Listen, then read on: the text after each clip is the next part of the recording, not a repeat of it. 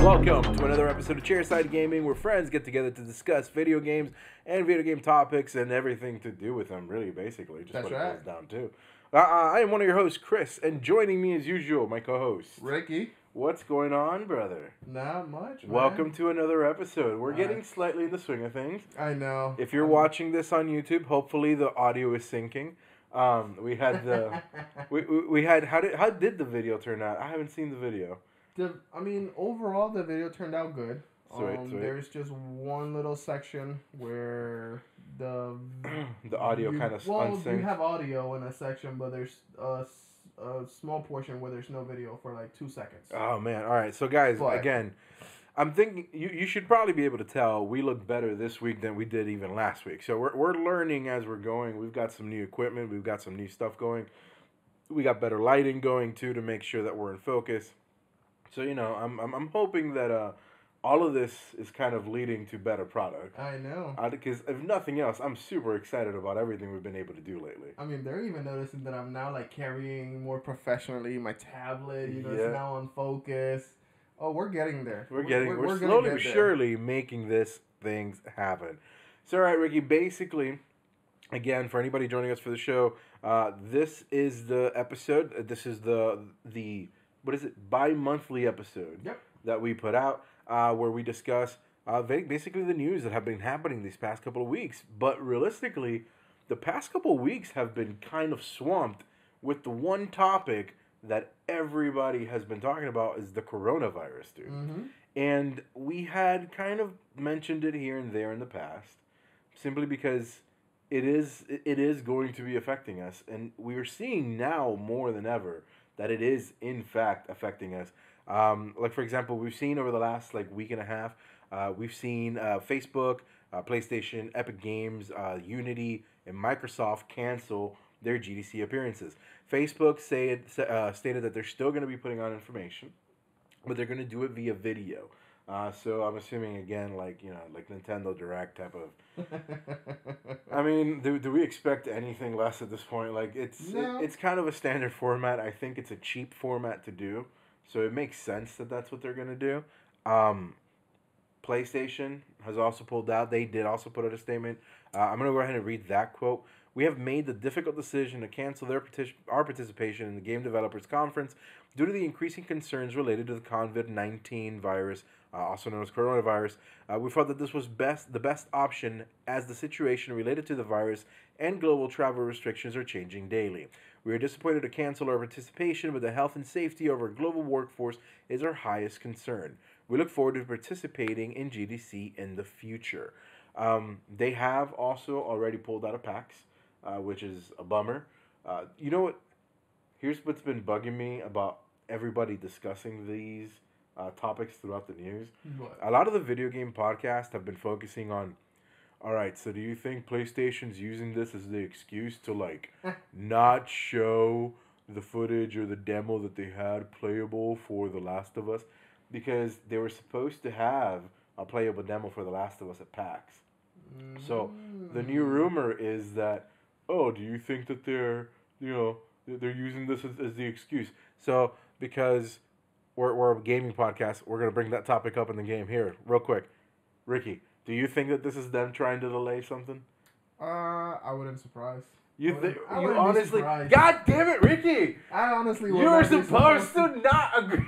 I honestly would not be surprised. Damn as many times as this game has already been delayed, I will not be surprised. So you think that this is not... Okay, so you don't think that this is them concerned about the virus? You think this is them oh, well, there's a virus, let's take advantage of it? Is that what you think is happening? No. Because that's the conspiracy theory going around, and that's what I'm trying to nip in the butt, and here you are fucking feeding into it. You know how it is. Nah, I mean... It's one of those where, yes, they could be shady and be that way, but they can legitimately be afraid of the coronavirus. I mean, it keeps spreading. It's all over the freaking news. It's everywhere. I mean, the last thing, I didn't put it up here because, honestly, numbers are bleak, but there's, the last thing I checked, I'm going to say it was somewhere in the neighborhood of 77,000 infected worldwide. Something like that. Somewhere along the lines of 12 to 1,300 dead or something like that so far. Mm-hmm. So it's a pretty scary statistic, especially how quickly it's been spreading. Yep. There's a lot of weird news about that. We won't get there. We talked a little bit about some before we started. Yeah, We're not gonna cover that. But my point is like, there's a lot of like, it's everywhere. Mm-hmm. It's everywhere. But it's definitely gonna impact us. We talked about this possibly impacting Animal Crossing, with their bundle, with their Switch, special edition Switch, being able to be produced in time because there's just not enough workers. The demand is high. There's all these things that go into it and how much it's affecting that it's kind of sad to see what is happening. But at the same time, you're looking at all of these industry giants pulling out of it, and I for one am glad. All right, like I think it's a good idea to basically pull out of all of this. The last thing you want to do, the last thing, goddamn it, Ricky. Keep saying pull out. The last thing I want to,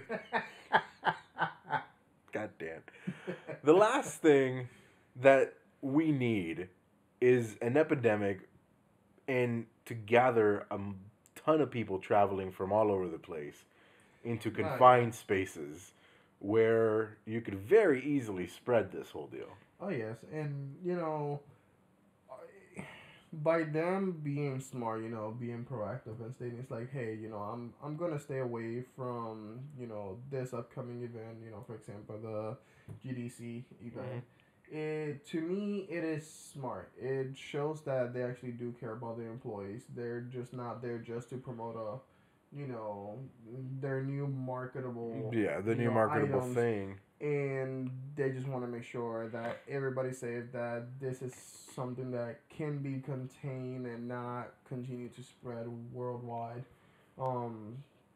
That's the fear. Is the whole can it be contained? That is the fear. I mean, you're seeing people nowadays, flying, in the airports with like medical mask and everything, just because it is scary out there. You never know who has it or if they're even showing symptoms. So I don't blame any of those big giant companies to say it's like, hey, I'm staying back. I want to make sure we're doing the right thing. Once everything comes down, I applaud them for doing the right thing. A lot of times they do the opposite. Exactly. So if they gotta do it a video wise, go for it. If that's what's gonna make you feel. If you too secure, have to copy Nintendo, by all means. Yes. But yeah, no, I'm all for it. Be safe, be healthy. Still give me my games. Still give me my game. But that's the thing though. Like this virus it's gonna impact a lot. If it takes a foothold, it's gonna impact a lot. Like let's put it this way. Like right now we have companies pulling out. So far, it's even to the point where GDC announced it officially on February 28th. They're canceling the show. Mm-hmm. They're actually postponing it. We actually have their statement.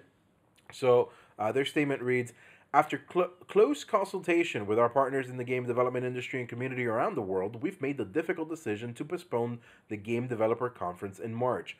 Having spent the past year preparing for the show with our advisory boards, speakers, exhibitors, and event partners, we're genuinely upset and disappointed not to be able to host you at this time. We want to thank all you customers and partners for their support, open discussions, and encouragement. As everyone has been reminding us, great things happen when the community comes together and connects at GDC. For this reason, we fully intend to host the GC event later in the summer. We will be working with our partners to finalize the details, and we'll share more information about our plans in coming weeks. So, good move to sometime this summer. Mm-hmm. I think it's smart. They're letting people know that it's not gonna go away. They do have plans to make this go forward. They do have plans to see this through. Mm-hmm. But that is already an impact. So we have these delays. Do you think the coronavirus is going to cause any game delays? Depends on the stage of development of the game. Okay. It also depends on what areas those development companies are located.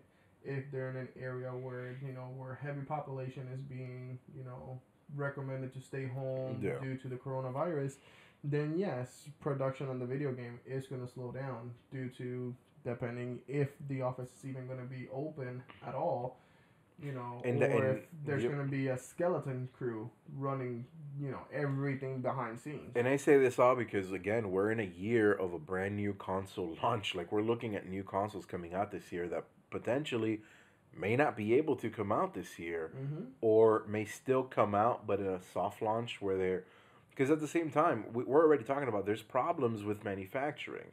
Like there's a lot of pieces that come out of China, which happens to be basically ground zero. If I'm and don't get upset with me if I'm wrong, but right now most of the cases have been in China and have come out of China. Mm-hmm. So I believe that that's where ground zero is for this virus. I'm not entirely sure about that piece, but they handle a lot of manufacturing for the tech world. Yep. So we talked about it the last episode, I believe, where Nintendo has seen a shortage in finding these pieces to be able to do their just their switches. Mm-hmm. Like it's not even like they're coming up with a new switch. So if they're having a hard time putting together their switches, how are Microsoft and Sony going to do? We talked about Sony having a hard time also finding certain parts for, I believe, it's DDR RAM that they were having an issue finding. Yep. So this is all going to play into that. So, like, are we looking at a console launch where we may not even be able to get our hands on the thing? I mean, it might. We may get the consoles, but it might be a case of having a limited amount of consoles. And that's my fear. My fear is, yeah, the Xbox 5 is launching, but we only have like 5 of them. Yeah. Oh. Yeah, no. That I think if they have 5, it won't be 5, obviously. Completely delay the launch. That's right. Yeah, clearly, but like, no, I definitely do see what you were talking about. And then there's the whole thing about price. I mean, PlayStation's already mentioned. Like, we've talked about like the price. Let's be realistic. All right. I know you're listening to us in your car or you're watching us on YouTube and you're like, all right, what the fuck are you about to say? So, like, realistically, the consoles are not going to be cheap, all right? Oh, no. Anybody out there who's thinking the consoles are going to be cheap, I'm sorry. I don't think they will be. Not with everything going on. No. Like, it's a matter of, we already know that the pieces for the PlayStation 5 put the console at roughly $450. If they're roughly at $450 right now, how are we going to do when demand goes up, supply go down, and then now you're talking about not even having the workforce to make these things? Mm-hmm. So the supply is going to go low, demand's going to go high, the price is going to skyrocket. You're going to see it get, like, if you thought a console launch on a when you don't have issues is bad from people like, poachers who buy them and then sell them like online, it's going to be so bad for this one. Yeah, well, and what I'm hoping, of course, I'm not an owner of a company. Well, for starters, I hope I survive this so I can play it. No, I'm not an owner of a company, so I honestly cannot speak on behalf of them, but I would at least hope them being as big as they are, they come up with a decision of, okay, supply is on demand, prices are going up, let's stay competitive, let's keep our original price point, and do it at losses. Let's do everything at a loss, because eventually, we will find a cure, which then in that case gives time to, okay, let's develop, all those supplies that are in backlog, let's get more materials, you're able to find more of that stuff, and then eventually your console comes back at being at a fair, market gaining. I don't know. Yeah, I know what you mean. And I mean, I can only hope, but that is like a real concern that I have, is that we're going to be stuck in this delay in getting a console, and that the prices are going to skyrocket just because of it. You know what I mean? We've already, again, we've seen them pull out of all of these shows, which also begs the question, like, on a year where there's console launches that are going to be happening, we've already seen the Series X. We haven't seen PlayStation. Nope. They haven't announced anything yet. There were supposed to be announcements in February. We had literally, February has come and gone, and we have not seen a peep out of PlayStation regarding PlayStation 5. So when are we even gonna get this information? They're not gonna be a GDC, so it's not gonna be No. a GDC. They're not gonna be a PAX, it's not gonna be a PAX. I think there is more credence now, and I think that we're a little more justified in the expectation that it's definitely gonna be like, oh man, An E3 not an style. not an E3 style. Honestly, I saw PlayStation. What is it? PlayStation. It's not the PlayStation Direct. State of Play. There you go. A State of Play. So yeah, it was in my head. It just wouldn't come out. For the PlayStation State of Play, because at this point, if they're not doing public announcements, they want their they want to protect their employees. Which again, by all means, do so. I'm glad that upon a threat like this of an epidemic, companies are actually like, no, stay home, chill. You know what I mean? Like that's what you want to see, or that's what you would hope to see in a scenario like this. So that's a best case scenario. But then it does create that question: when do you put out the information? Because honestly, PAX has been canceled. GDC has been canceled. We already know PlayStation's not going to be at E3. And considering everything with the coronavirus, are we even going to have an E3? That is very true. You see what I mean? Like, that is very true. And granted, obviously, it's hopefully, fingers crossed, pray to God, whatever you believe in, we're good from here to then. But there's just so much up in the air that you just can't tell. So, like, again, 3 shows that PlayStation is not going to be on.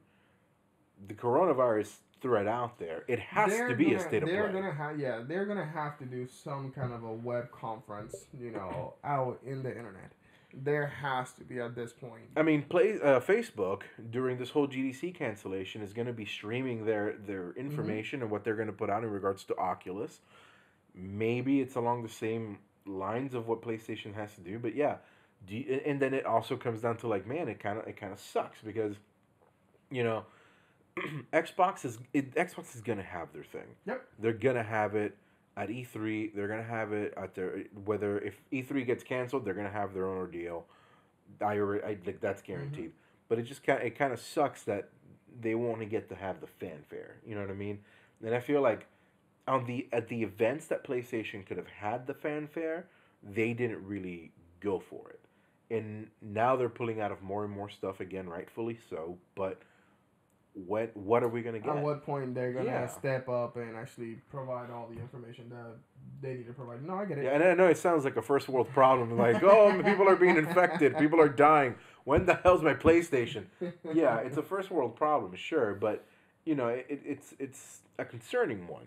Yeah, no, well, it's more of curiosity too, because we want to know what's in store for us. What is it that we're gonna be getting? What is our expectations should be at? Is it going to be a console that we are going to want to back? I know that there's going to be the PlayStation fans, and then there's going to be the Xbox fans, where they're always going to be a dedicated group that's going to pick up the console regardless. Yeah. But what we want to know is PlayStation, no matter what. Is it a system that should I back? Should I provide, my money to this company? Is your product truly going to be what you're... Well, I mean, I don't doubt. I don't... Well, you haven't announced. Is there even a PlayStation 5? There's going to be a PlayStation 5. Like, we know that much. But, like, it's just... It's interesting that... At first, we were looking at it from a perspective of, like, oh, it might be cool if they do a state of play. Mm-hmm. But now... Looking at it from the eyes of we might be forced into having a state of play, I'm like, man, that's disappointing. I mean, to me, honestly, as long as I get the information, I don't care how you do it. Because, one, I'm going to see it on the internet anyways. True. If it's going to be a conference or if it's going to be truly a state of play, I'm still going to watch it online because I won't be able to travel to the conference. Will you be able to... ask as many questions as you normally could, at conferences? No. Yeah. You'll probably, if they do decide to have some kind of a conference, there might be limited journalists, out there. Yeah, and like going back to Facebook, because they're the ones who have put up more information as to what they're gonna, what their plans are. They plan on hosting media events, I'm assuming through Facebook, obviously. But then it begs the question, like, how is the media going to be able to get that information? I feel like we're looking at the prefaces of coming out of the consoles coming out, and there being a lack of information, which sounds weird in the world we live in. But yeah, how are we going to ask those questions? How are we going to get that? Like, there's a lot of Skype call. God damn it! I hate you so much right now. It's gonna be a massive Skype call. So yeah, but then again, and going back to it, hell, will we even have E3? I mean, at this point, does E3 even matter? I mean, we've been saying that now for a couple episodes. Does E3 yeah, even but matter? like, you know what? Like, this is kind of like the kicker. Like, we were talking about E3 possibly dying because of everybody pulling out of it, of people not going, and people not caring, and then now you're talking about E3 maybe not even happening because of coronavirus. Like, I feel like if E3 doesn't happen because of the coronavirus, I feel like they shouldn't even bother next year. Like, at that point, like, I feel like it's just dead. You know what I mean? Like, I don't see it. Like, give it a rest for 1 year. Give it a rest for 1 year. That Come way back. the people can do like Ubisoft. Oh my god! So you can be missed. I need to go to this next year. Create that demand. Create the anticipation. Yes. Yeah, fair enough. I mean, it would be nice, but it would. So it's you want to go? I want to go. I've been wanting to go, but I go back to like, I really do see E3 dying. I really eventually. But I feel like that's coming sooner than later. Like, here's like, like in discussing whether games are going to be affected, you're right. Like, depends on how far along they are. Because realistically, living in a world where digital distribution, worst case scenario, you won't get a physical copy. But like, I have also now reached a point where I only want a physical copy of the games I want to collect. I don't care about anything else anymore. Like, I really have reached this point. Which is funny because I started the show when we were Gaming Dad 101, and like the first week I remember saying like, no man, physical media is where it's at. And here I am like, yeah, fuck it, I don't care. But with physical so like media, you get that collection. And yeah, exactly. I have 3 children now. I don't have the space anyway.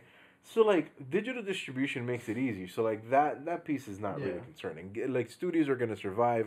Studios are still gonna be able to put out games, but it is that whole like physical content coming out. It is. Is it going to spread wide enough where people can't go to work? Is it going to, all of that stuff. And that's really what concerns me, not just as a gamer, as a person, hell, as a dad, realistically, because now I'm like, what are my children going to do? Do I really want to send my kids to school? Like, like it's you got to. There's concerns behind everything. There's a lot of concerns behind everything. But, there is that meme going around about epidemics of the 20s. So, welcome to the Roaring 20s, everybody. Oh my god, yeah, those were funny. No, but I wonder if due to this, there's gonna be some kind of implementation to where those companies are gonna be able to do. It's like, okay, here's a loaner laptop, go work from home. I still want to make money as a business. Go work from home. I mean, you're gonna have to. But when we get there's gonna be companies out there that they're gonna have to invest into something. There's gonna be no other option. The issue with that is, how can they keep it secured? How can the company maintain? Oh, now that's a different story. Yeah. Now we're talking about VPNs and stuff. Oh, yeah. There's gonna be a lot of stuff that they're gonna have to do too, because if people work from home, it's gonna be easier to be able to hack into systems and then have a crap load of leaks. Well, also I see that's where you're going. Yeah. So who knows? We may get more information than we bargained for. I don't know, man. It's just interesting. It's interesting and it's scary. Like what it boils down to it's because we're just. It wasn't that big a deal like 2 weeks ago. Now it's canceling things left and right. Now there's people concerned all over the place. There's unknown cases of people who have now tested positive for it with no idea how they were even exposed. So like it's scary times out there. It really is. Hug those you love and tell them you love them. Hand sanitizer. No, not even. It's soap and water. No, you know what? I've read the hand sanitizer is not actually as good and that it gives you a false sense of security. Oh, really? Yeah, I've actually been reading a lot up on it because, again, coronavirus. But yeah, soap and water, definitely. When you soap your water, for those watching the video, to, like, pass your wrist, man. Like, definitely pass your wrist. You know, like if you put a watch, like pull it all the way back. Yeah, no, exactly. No, for sure. You know, cough into your elbow and stuff like that sort of thing. Like be cautious of other people. Like and be courteous of other people, especially if you're sick. Stay home. Don't go to work. It's freaking ridiculous. I hate that. Well, when people show up to work, yes. I'll be honest with you, dude. I do it. We live in a society that makes you feel guilty for taking a day off because you're sick. Yeah. Like, it's, you know what I mean? I mean, I don't mind. Depends on the stage of sickness. Like Dude, if you're just like completely 100% dying. So real talk, there was one point, you and I were already friends. I don't know if you saw me or if you saw this happening, but at one point, one year, I almost died. I got the flu and asthma and had all these lung issues, and I legitimately almost died. I was hospitalized through the entire Thanksgiving break, right? So, like, nobody at work was, like, aware. I hadn't missed a single day of work. But literally from, like, the day that we were gone, because we were gone from that Wednesday, I was hospitalized that Wednesday till basically, like, that Sunday evening, right? The next day, I showed up to work. Right? But at least you maintain, all your stuff, Yeah, I wasn't contagious, but like I had almost just died. I was almost dead for like 4 days ago. I was almost dead. Showed up to work like right then. I was like, yeah. My boss was like, "What the hell are you doing? Go home." But like, we live in that scenario. And then there's like, that's sad. There's another meme that I saw that like scared the living crap out of me. When you think about it, you really think about it. Is do you really think your fast food worker is going to be able to take sick days? Those types of jobs don't give you paid sick time. Sometimes these kids are not going to be able to afford it. They have, thank you. They don't necessarily have the best hygiene. So like these people, like restaurant jobs are notorious for, I am a certified, like I've said this before. Yeah. I'm a certified chef. I've done the work before. I've worked in restaurants before. People will go to work sick. People are handling food. You know what I mean? Like that is concerning. Well, forget it. I'm not going to go eat tonight. You see what I mean? Like, it's one of those where it's a lot worse than some people realize. And that's why I'm like, this coronavirus is starting to, like, affect different topics of our lives. Like, it's starting to affect different things. That's why I put it on the show. But, like, realistically, like, it's a serious concern. At least for me, it's a serious concern. Like, right now, it's manageable. There's only 15 cases in the U.S., sure.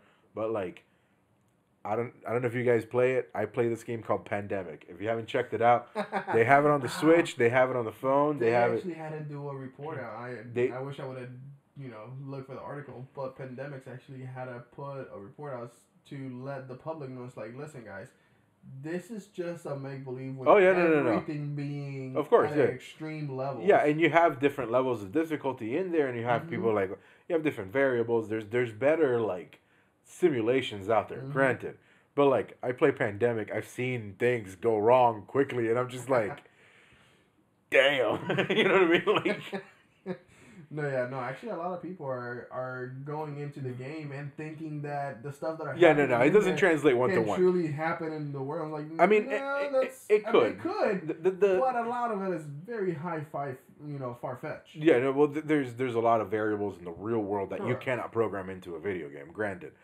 But it does very easily show you how things can progress.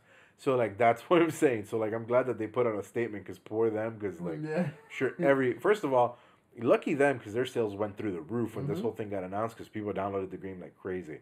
But yeah, man, I play the game and I'm just like crap. Like there was something that happened in the news like 2 days ago where I looked up and I looked at my wife and I was like, damn it, that's a bad decision. She goes, what? I was like, I made that decision in the game and it cost me a lot.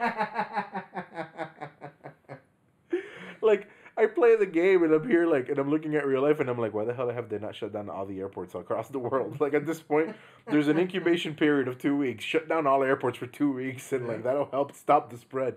And I'm just like, and I'm not a scientist, but I'm here, like, spewing out all these. I'm just like, it's frustrating, man. But yeah, we'll see how it turns out. But again, I'm just looking at how far the spread is. Like, GDC gone, PAX I'm sure will be completely gone. E3 is the next one that's on the scope.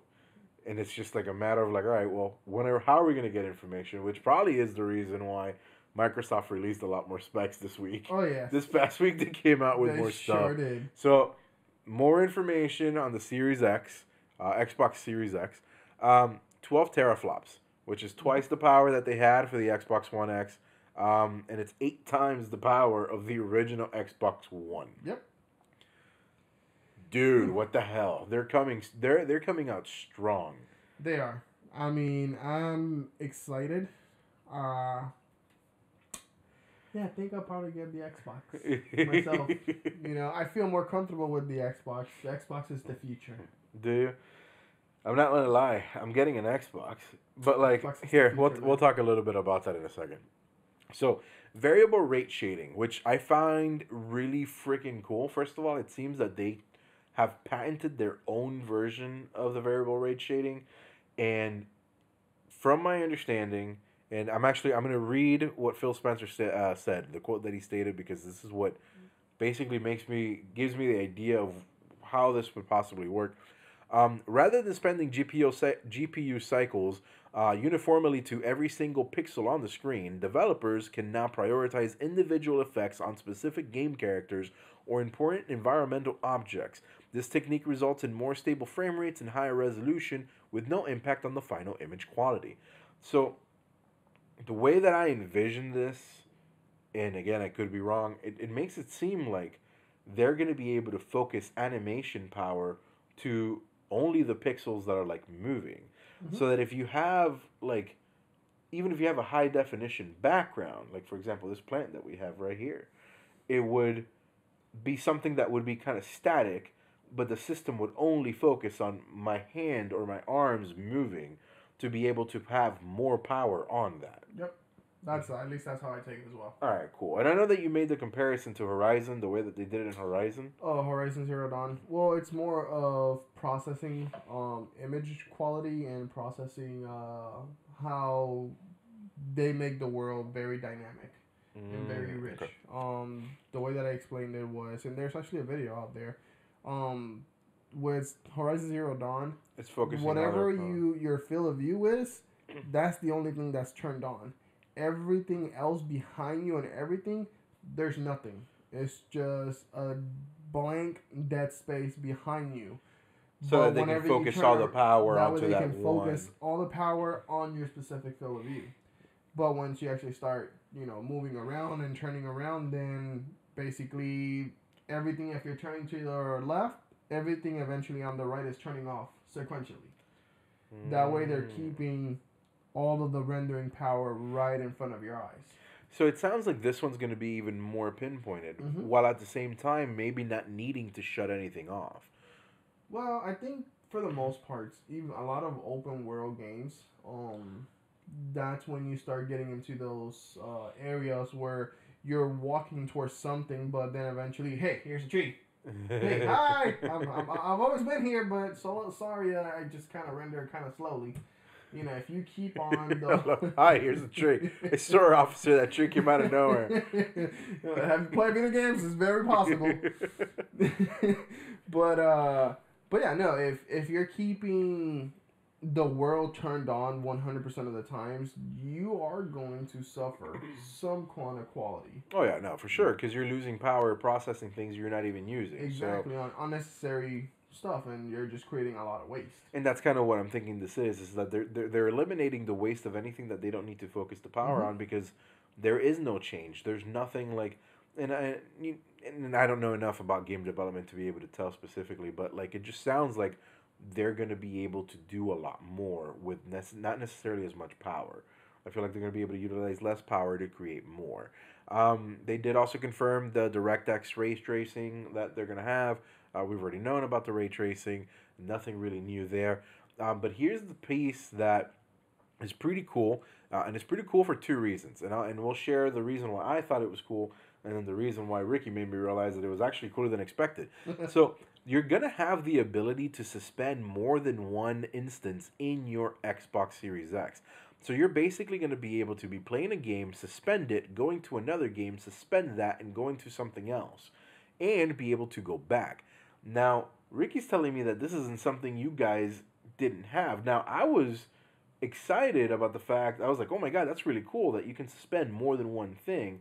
Because with PlayStation, you can do that. You can suspend one thing and have something else open. Xbox has it, but I mean, it's not that crazy. I guess PlayStation is more fluid than the Xbox. And that's kind of why I'm like, I'm surprised that's not like a standard on the Xbox. Yeah, because for example, you know, with the PlayStation, you have the PS button, you go back to your home screen, you hit the PS button, and you go back to your suspended game. With Xbox, you kind of leave the game, and then you actually have to click back on the actual application, and if your game was already on, then it goes there. The way that I was reading the article is with a quick resume. It basically makes what you can even power your console 100% off. Turn on your console 100%. I thought it was like on a standby or something. Okay. You can actually turn off the Xbox and then turn it back on and be quickly resume exactly where you I left would off. love to see that. How is it? Okay, so it's got to keep it open somehow, somewhere. At some point. That's weird. I am assuming it has to stay on at some point. But the way that it was written is that you can actually shut off your Xbox and reboot it back up and then actually come back to your game. Huh. All right, then. That was actually very interesting. Fair enough. All right. Well, I mean, that sounds interesting in and of itself. And like I said, awesome features. Xbox is really... they're stepping focusing, up. Dude. They're focusing on what they were going to... I've been saying it for months. They were focused on trying to bring stuff to hopefully turn things around. They're kind of... I'm not going to lie, dude. They're making it enticing. Like, granted, PlayStation hasn't come out with their stuff yet. I'm known as the PlayStation guy. I'm still getting my PlayStation. Don't get me wrong. But I am very curious about getting that Xbox, especially because of the next one. And this is the part that I'm slightly confused on. So... they announced what they are calling, smart delivery. Branding the future of Xbox Game Studios as smart delivery, meaning that you can play games on the Xbox One or Xbox Series X consoles. So now they posted a tweet and they're saying, play thousands of games across 4 generations that look and feel better. Smart delivery guarantees that you're playing the best version of your games on your Xbox. First of all, that sounds awesome. All right? Second of all, it makes it sound like Xbox has now reached an environment where it's just not... where the Series X doesn't really matter. You see what I mean? Like, I kind of feel, based on this statement, and we'll see what happens, I kind of feel like going forward, all games are going to work with the Xbox One X forward. Oh. That's kind of what it sounds like to me. Which, if that's the case, even better. Because hell yeah, I'll buy an Xbox One X, and if I can play all the new stuff, and the only concern I have is, lower definition or whatever. I don't care about that. Because my only thing with that would be, okay, am I gonna play some of those games with a physical copy media? Is it only gonna limit me to the last generation? And then anything past that last generation has to be digital? And that's the part that I don't understand. We already know that the Series X is going to be backwards compatible all the way to the original Xbox. So now it's a matter of like, okay, have we reached that point where a game is just going to come out and it doesn't matter on which console I put it in, it's just going to run? I hope. Which would be awesome. That would be amazing. Like, sure, Series X. Oh, you're going to get the best experience with Xbox Series X. Done. Because everything, I mean, if you're going to have the best experience, all of those games are going to have to go through some type of, not 100% re-rendering, but to a certain extent. Why? To make if all you're doing is, again, if you have like a base, and all you're doing is providing more processing power, you may not even need that. You see what I mean? Like, think of it as all PCs are going to be able to run Windows, right? True. But some PCs are going to run Windows better than others. Yep. That's kind of what it feels like we're heading it. I mean, like, honestly, when they made the announcement of smart delivery, that's what it sounds like to me. And again, I haven't dug too much into it to be able to like know for sure. I don't think that they've announced much into it to like know for sure. But that's kind of how it comes across. And if that's the case, dude, hell yeah, I'm getting an Xbox. Like, I'd be dumb not to at that point. Okay. No, yeah. I mean, I'm getting an Xbox. Well, yeah, I know you are, but PlayStation, I don't know. look, Trader. I don't. That was interesting. No, sorry. I don't know if you could hear that in the recording, but that was like, it was like a fast knocking or like a bill, or like somebody dropped a bowling ball that just kind of bounced or something. Like, Yeah. Well, we have construction going down the street. oh, that'll do it. That'll do it. Yeah. That definitely would do it. Yeah.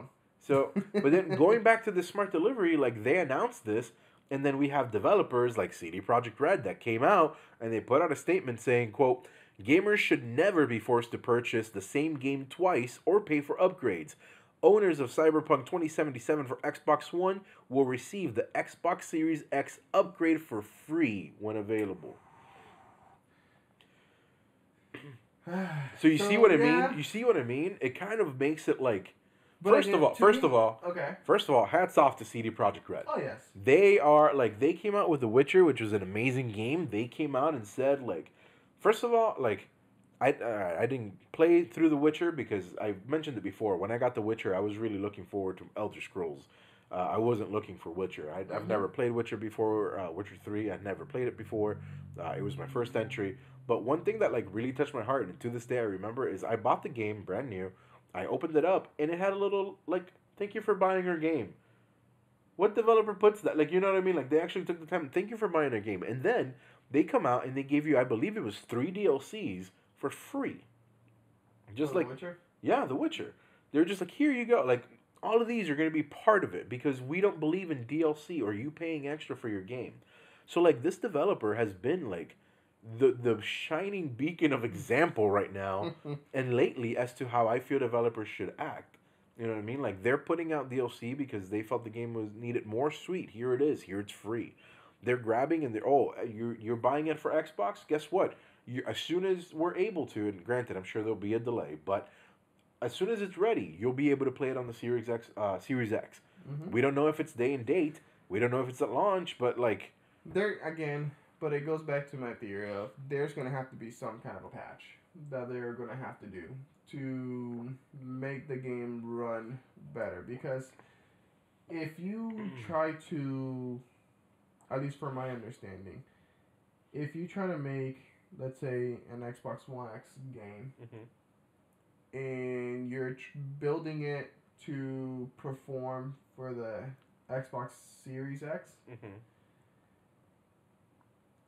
the requirements that's going to try to pull from the Xbox, from the one of the original last generation, is going to be more demanding and it's going to affect the game. Yes, but think of it this way. Games that have already been in development, and then again, this is why I wanted to talk about this, because like I find it really interesting. Games that are already in development were originally being developed for the Xbox One X, with no necessary knowledge of the Xbox Series X. Now that the Series X development kits are out there, because everybody has dev kits right now. Yeah. Now they're developing for the X. Please so wait, like, I want to see it. Yeah, right now, right? So like, maybe the patch that we're talking about is only because they didn't know how to develop for both. You see what I mean? So like, games that are not announced or games that are currently silently in development, maybe they're able to develop for both in one instance. And the patch doesn't have to be like a humongous patch. It could just be like a quickly. It could just be a patch of, okay, you know, I released the game for this generation. save as PDF. We created this game with the performance for the Series X, but we had to dial it down in terms, the performance is down, but with the patches, okay, let's release the game to be 100%. And that's the thing, like, I think, like, we're going to get to a point, like, I've said it for a while, that I think we'll get to that point where it'll just be like, oh, it'll run better here, but I think that it'll run, and that'll be cool. That if that happens, that'll be awesome, because we go back to, like, at that point, you're looking at xCloud, you're looking at the capability of being able to play across 4 consoles to be able to still play new games, like that would be amazing. That would be. You see what I mean? Like at that point, like as much as I love PlayStation, if that's what Xbox is doing, like they need a solution. Mm-hmm. Like if that's what's happening, PlayStation needs to come out swinging. There's been rumors that PlayStation may or may not be more powerful than Xbox. There's rumors that PlayStation may be weaker than Xbox. We don't know anything. Yeah. And right now, that's killing them, I think. Like, because right now, if PlayStation doesn't come out and say, hey, ours is 12 teraflops, at least, what are people going to do? Are they going to go for the more powerful console? Are they going to still stay with PlayStation? Price is going to be a big deal, sure. Mm-hmm. But, like, hell, even we've mentioned it. Xbox, we're likely to see 2 SKUs already. We've talked about how I'm looking forward to figuring out if the second SKU is real, because I would like a Series X, but I don't need all that power. Xbox has already done it before, you know. And that's what I'm saying. They've come out with multiple versions. So. And that's, you know, so like if they come out with a second SKU for launch, I might get the cheaper one because, again, I don't need that much power. I mean, at least I feel like I don't need that much power. I might change my mind. Who knows? But I would like the cheaper console. Yeah. So, like, it's going to be interesting, and PlayStation needs to come out swinging. Coincidentally, there's been a rumor, but again, nothing but rumors about PlayStation maybe having a second SKU as well. Yep. Which, good idea, bad idea? Like, at that point, I'm hoping it means that they have something just as powerful to come with. I mean, there's the article that I was reading it on was talking about that it was going to be even more powerful than the Xbox. But you see, those are like that's the part where I'm just like, that's all hearsay. We have no idea still. Of course, we don't know. But it does kind of lend credence a little bit to, first of all, going back to the beginning of the episode, these are not going to be cheap. Oh, no. These consoles are not going to be cheap. Not so, if we're looking at Xbox coming out with a Series X at around 600, don't shoot the messenger, 650, right? And they come out with a Lockhart at like 450, 500, that's going to give a lot of incentive. Yep. Right? And that's been the mentality of they're going to have a high-end one and they're going to have a cheaper one for the people who don't want to get the high-end. Mm-hmm. Like, you know, comparable to your PlayStation Pro versus your regular PlayStation. And if you do it at launch, both of them, I don't foresee you getting as big of a backlash. No, I would go for the Pro for PlayStation. Yeah, you're giving the budget gamer a budget console where you're still going to be able to play all of the new upcoming games, you know, at a more reasonable price for your price point. You know, versus the hardcore, I need every single PF, you know.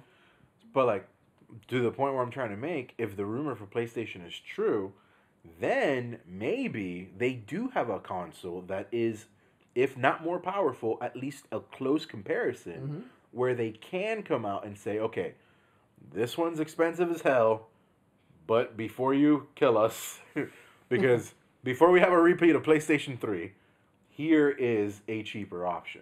Yep. And I think that would be one that would be nice for people who are going to be shocked at the ticket price. But now how much would I pay for it? No, which way will you feel better once they do the release of, you know, showing, hey, here's the PlayStation 5? Will you prefer them to start off with the more powerful announcement and the more higher price one to just kind of soften the blow whenever they... Oh, they need to come out swinging, bro. Like, here's the thing. Xbox, I feel like PlayStation, to an extent, has been backed into a corner. So, PlayStation did the cocky thing, which they were kicking ass and taking names. They've been doing awesome. They've been selling left and right. They have the biggest ecosystem right now. They have the most players, the most active players, the most consoles sold. Sweet. They've rested on that. Xbox has not stopped. Since Phil Spencer got in, they haven't stopped. They let thing after thing after thing after thing that is pro-consumer because they knew how bad they got their asses whooped this last generation. They ain't gonna have it. Phil Spencer, exactly. He was not losing this one. This is the first time Phil Spencer is launching a console. This is the first console that is going to be 100% on him. He needs to make sure that this console goes off without a hitch. He has been making all these micro moves throughout the past couple of years that we mentioned. I've said it so many times on the show. They've already given up on this generation, on this past generation, the PS4, Xbox One. They didn't care.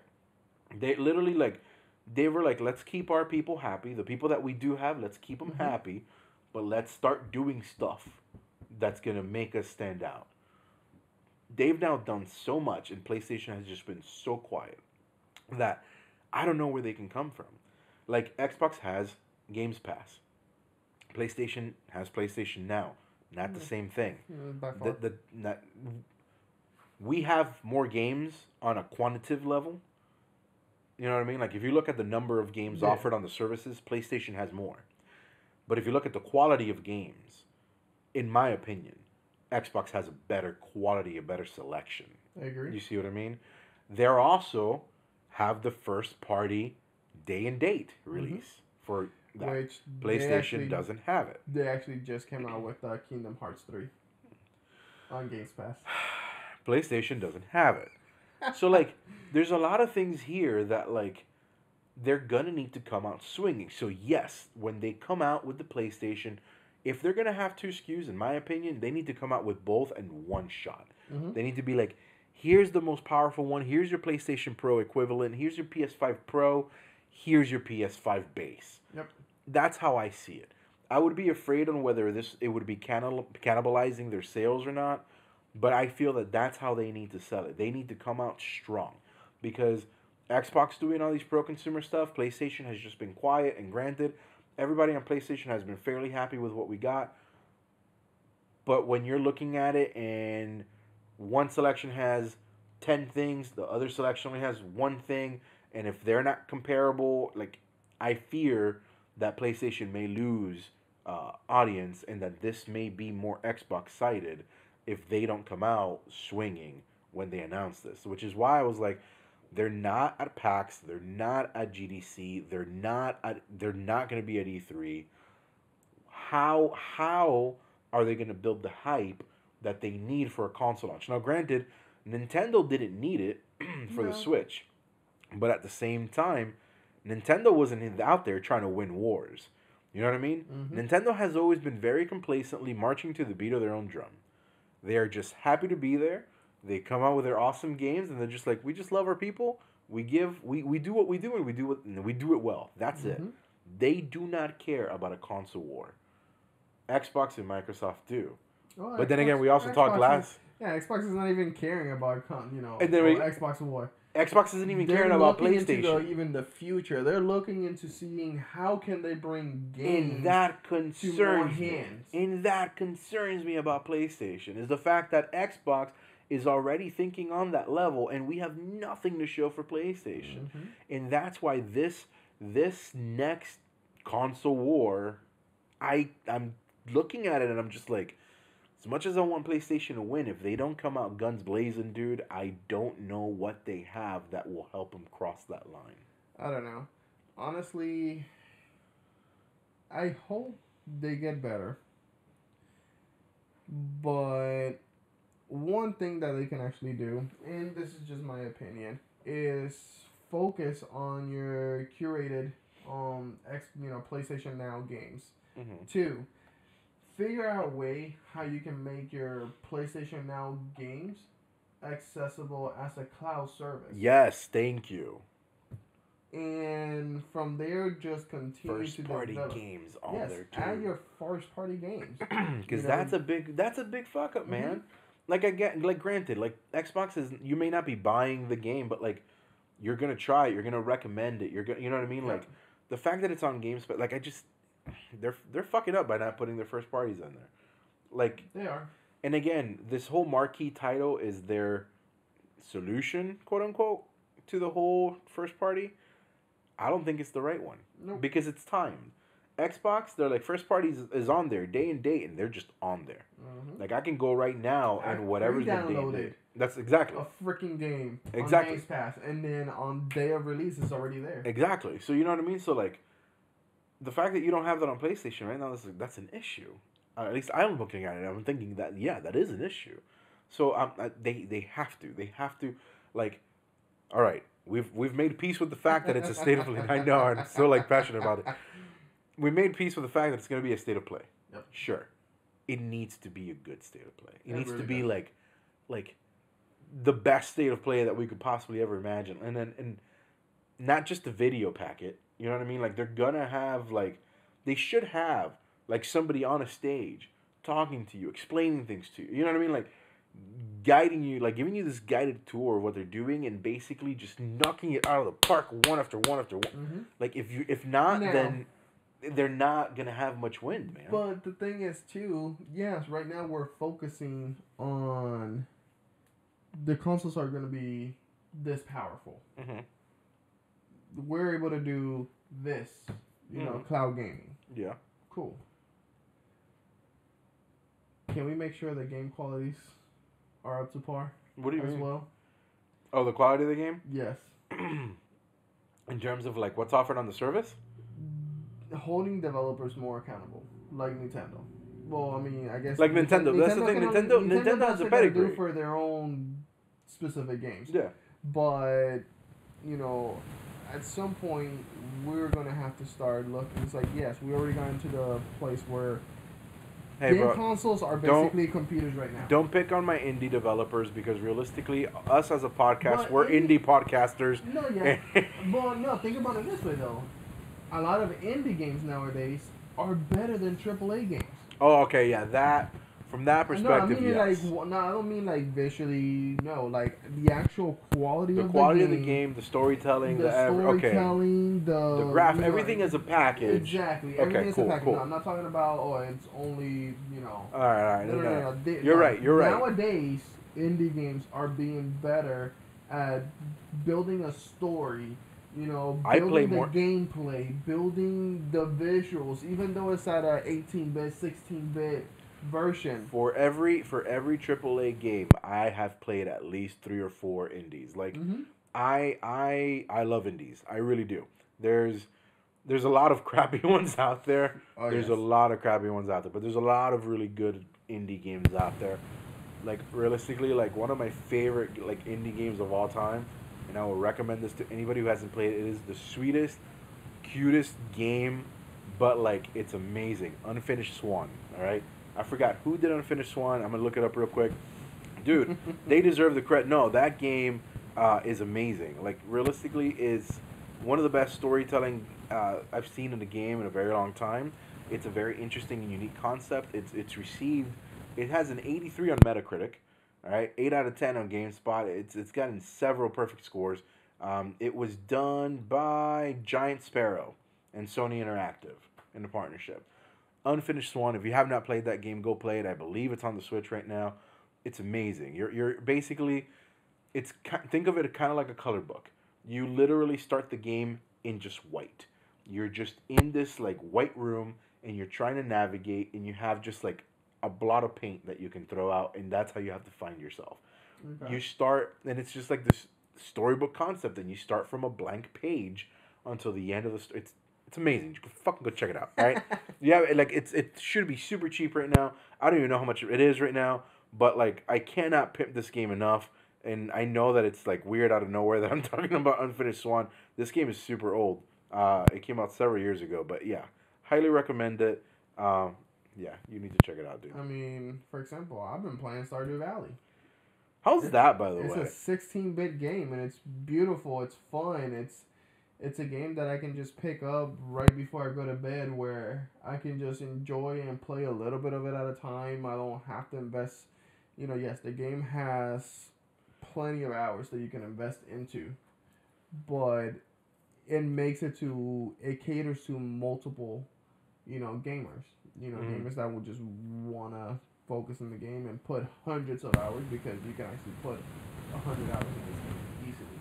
That's not bad. And then you have casual gamers like me, where I just pick it up, right when I'm laying in bed, just play for about 15, 20, 30 minutes, complete a quick mission, do whatever I want to do with it, and then just put it down and still have that satisfaction. And not many games are doing that nowadays. Yeah. Not many games provide you. It's like, okay, I was able to pick this thing up and somehow I got some kind of satisfaction of just even if I had to play it for 15 minutes. Like I was telling you, I've been playing a game called The Tourist. Yes. On the Switch. It's really awesome. It's really cute. It's got awesome graphics. It's got like that fade out effect on the edges, like Link's Awakening has. Very similar to that, and it's a puzzle game. I'm currently stuck. I'm so stuck. It's not even funny. But yeah, dude, it's yeah. Yeah, there we go. Now you need to get Stardew Valley. I do need to get Stardew It's Valley. multiplayer, guys. It is multiplayer. I think it's multiplayer with the eight people. Oh yeah, no, 3 people. No, 4 people. 4 people. On 4 people. One farm, 3 people per farm. Yeah. Yeah, I may just get it. I'm not gonna lie. It was cheap. $14. It is $14 right now. I'm considering. I think I gotta get it for me. I gotta get it for my wife, and then if my son wants it, I gotta get it for my son. So that right there is $45. Well, So yeah, it is cheap for the 3 of us to get a game, but at the same time, it's still $45. Yeah, it gives you 100 hours of gameplay. Yeah, but like there's other games. I'm still playing The Tourist. And there's so many games. Dude, I have like 7 indie games on my Switch right now, and I haven't started yet. Oh, you know what I just bought? What? Sparrow Trilogy. Oh, for the Switch? Yeah. Nice. I have it for the. Oh my god, for the PlayStation. No, I have Crash Bandicoot and I have Sparrow. I want to have those type of collections on the go with me. I have not. I don't blame you because those are good on the go games. I have not been able to play Sparrow yet. Just Spyro. Spyro, because I've been hooked on Stardew Valley. Fair enough. It's awesome. Go check it out. Yes. All right. Well, is there anything else you want to share? That pretty much does it for this week's. Pretty much does it for the end. For this bi-week's episode. Oh yes. Yeah. Just stay tuned. Stay tuned. More episodes to come. We'll be back in 2 weeks. Welcome to March, because February's already done. Like yeah, this is our first March episode. It's the first episode of March. Dude. So January took forever. February was a blink of the just eye. Flew by. We're all gonna die in March from the coronavirus. What do you got for us, March? Coronavirus. I just told you. We'll see. Hopefully not. Everybody stay safe. Wash your hands. Like really. If I'm alive, luego. Hopefully we'll see you. Thank you for joining us on this episode. See you in 2 weeks, guys. Bye bye. Luego.